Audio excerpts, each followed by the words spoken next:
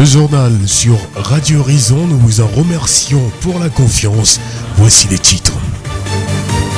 La baisse du niveau d'études au Togo, un fait inquiétant. Le collectif des organisations de la société civile de la région maritime a sa représentation dans le Zion depuis hier. La cérémonie de présentation des vœux du nouvel an s'est poursuivie ce matin à la mairie de Thiéviers.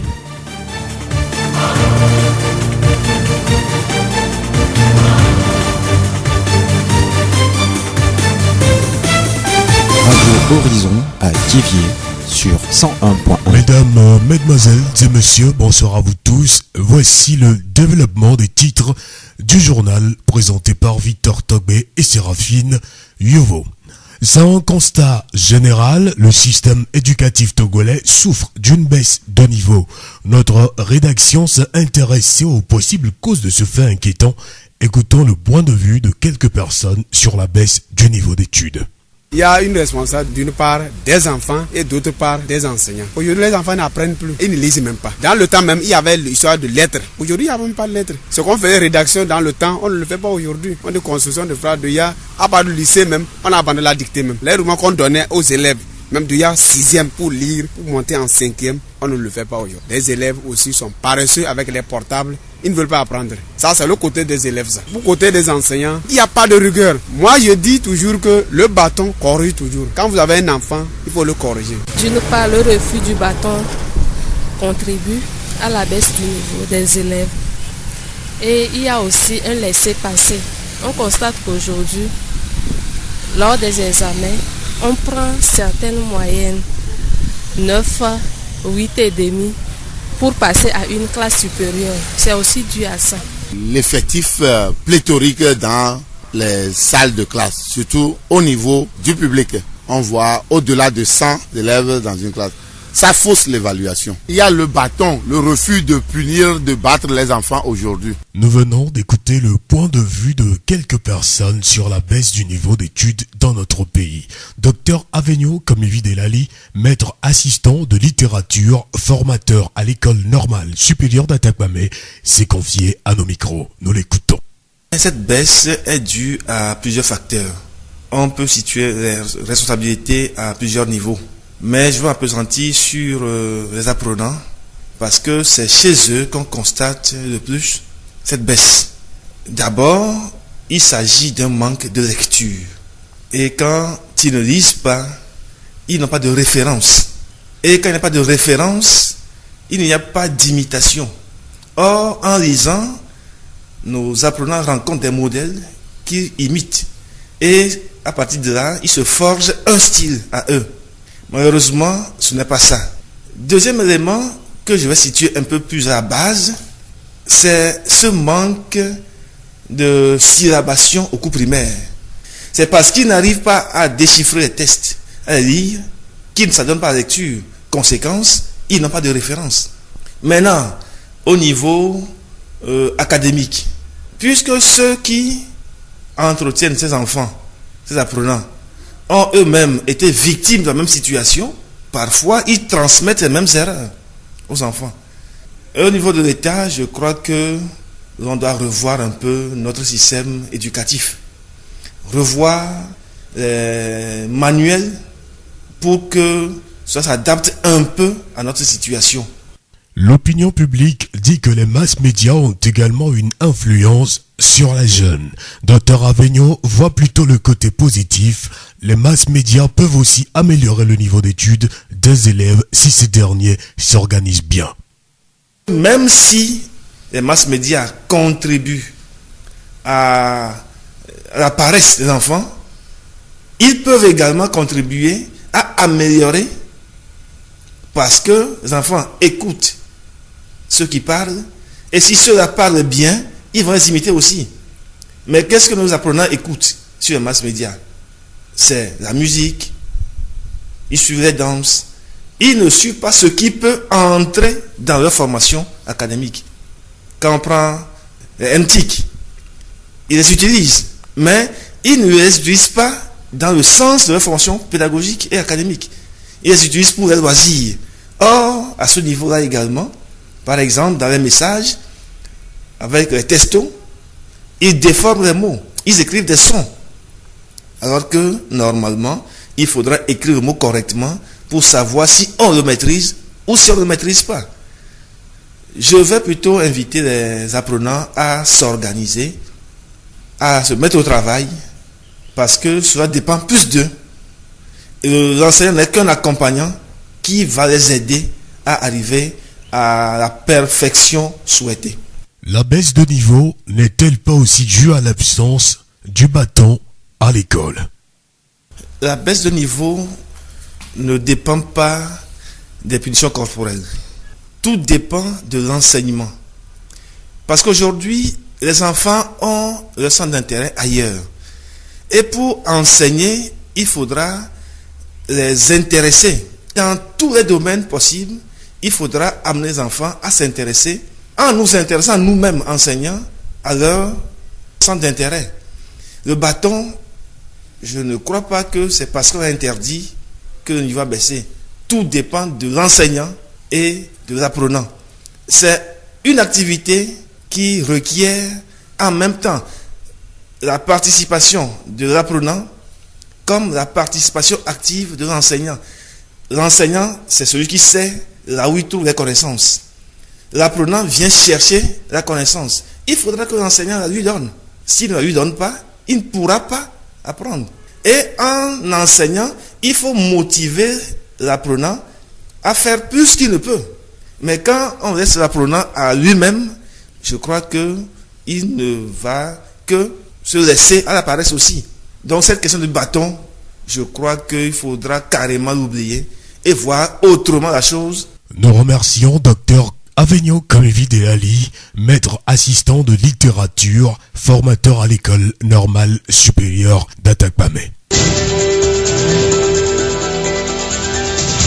La voix du Zion. Les garants des us et coutumes de Thiévié ont présenté leurs vœux de nouvel an au président de la délégation spéciale de la commune de Thiévié, Séraphine Yovo. La cérémonie s'est déroulée ce matin dans la salle des délibérations de la mairie en présence des médias. Une occasion de parler d'union et de paix à l'heure où notre pays mobilise ses énergies pour asseoir un développement durable et efficient. Comme il le fait d'habitude, le président de la délégation spéciale de la commune de Thiévié a répondu avec des versets bibliques. Bruno Loglo. Comme je l'ai toujours fait, cette année, j'ai souhaité les vœux avec le livre de Ésaïe, au chapitre 43, les versets 1 à 7. Je voudrais que le Seigneur Dieu vous soutienne, vous et la radio, pour que nos messages puissent atteindre les populations les plus lointaines. Les Doumégans nous ont présenté leurs vœux et je leur ai dit que c'est ensemble que nous pourrons faire quelque chose pour notre ville chérie. Je les ai conviés à l'amour du prochain dans le livre des Romains, chapitre 13, les versets 8 et 10, qui dit que nous ne devons rien à personne si ce n'est de vous aimer les uns les autres. Car celui qui aime l'autre a accompli la loi. Donc c'est ce que je leur ai dit. Et ils ont pris bonne note. Ils avaient voulu même nous approcher pour des échanges dans les quartiers, installer leur bureau dans presque tous les quartiers. Nous leur avons dit de se constituer aussi en association et avoir un récépissé. Bruno Loglo, président de la délégation spéciale de la commune de Thiévié. Pour les garants des us et coutumes, nous devons faire taire nos différences pour bâtir enfin une ville de référence. Legba Moni Kodjo, secrétaire du groupement des notables de Thiévié. Il nous dit toujours que quand deux éléphants se battent, c'est les herbes qui en souffrent. Et quand deux fois se tirent une corde, personne ne sait en cas de casse. Personne ne sait là où il va se retrouver.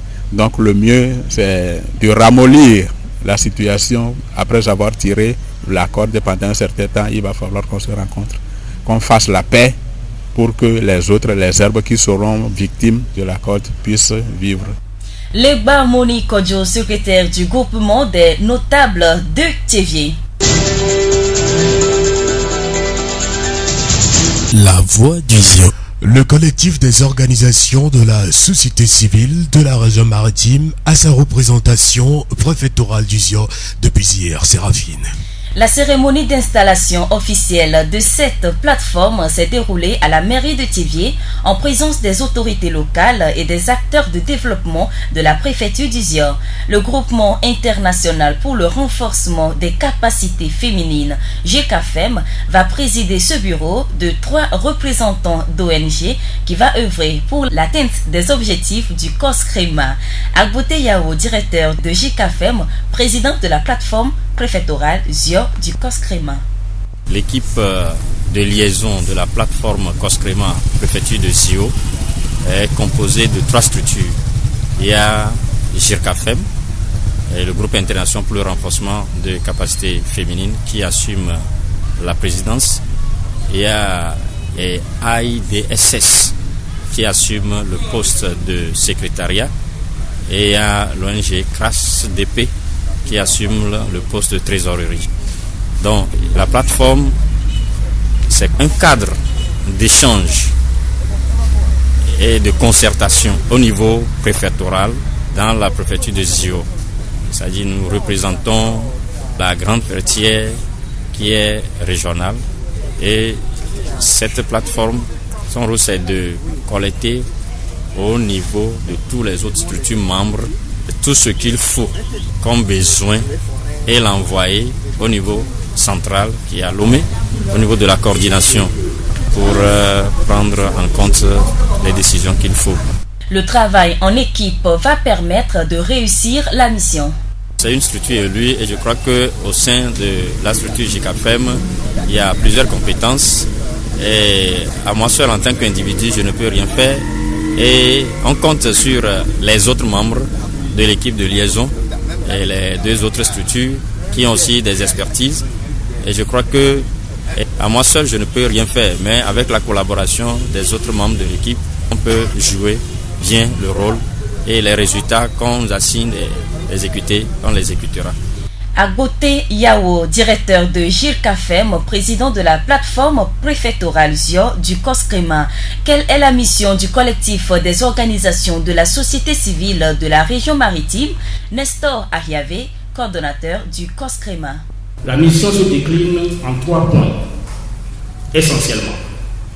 Le premier point, c'est que COSCREMA est créé pour permettre aux organisations de la société civile qui travaillent dans le secteur du développement d'avoir un accès facile à l'information relative au développement. Le deuxième point, COSCREMA est créé pour assurer le renforcement des capacités des organisations membres. COSCREMA étant une fêtière multisectorielle, il est important que chaque structure dans son domaine voit ses capacités renforcées régulièrement pour être en mesure de fournir une prestation de qualité au niveau de la région. Le troisième point, COSCREMA est créé pour assurer la défense des intérêts de ses membres. Nestor Ariave, coordinateur du collectif des organisations de la société civile de la région maritime, COSCREMA.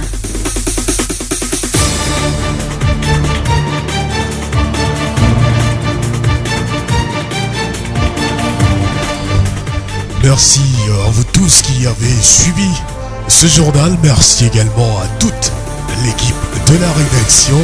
Présentation Victor Topé et Séraphine Yovo. Réalisation Gaëtan Amouzou. Nous vous quittons avec cette citation de Mahomet. La véritable richesse d'un être réside dans le bien qu'il fait autour de lui. Vous pouvez également retrouver ce journal sur nos pages Facebook Thiviers Monde, Monde Fertile et Radio Horizon La Voix d'Uzior. Très bonne nuit à vous tous, très bon début de week-end. Dormez bien dans les bras de Morphée.